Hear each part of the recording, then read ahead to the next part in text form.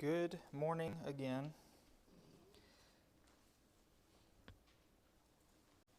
As you can see, my computer has been fixed, thankfully.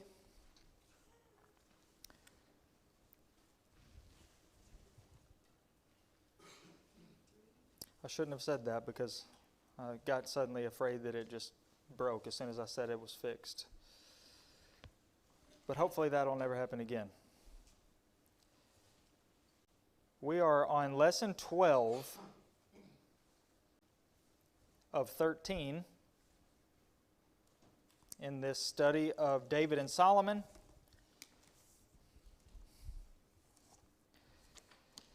Which means we're in 2 Chronicles chapter 7. That's our text. We saw last week, or I guess a couple weeks ago, we saw the building of the temple. We saw the preparation for the temple. We saw the ark being moved into the temple. And now we will see the dedication of the temple. So after the ark was placed in the temple, we read that Solomon stood before the altar of Jehovah in the presence of all the assembly. And so he has the whole nation watching him, looking upon him. His hands are spread toward heaven. He kneels down to pray, and he thanks God for the temple being built. He doesn't take credit for it. He doesn't say, look at this awesome thing that I did, or anything like that. But he understood, or at least communicated in words that seems to suggest he understood that God gave him the ability, enabled him to do that.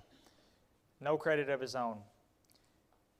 And as he continued that prayer, he admitted that he didn't even really understand how God could even dwell in the temple. Because, as he put it, God is a God whom heaven and the heaven of heavens can't contain. And so he didn't really understand how such a God, whom heaven and the heaven of heavens can't contain, could dwell in the temple that he's just built. But he asked God for continued favor.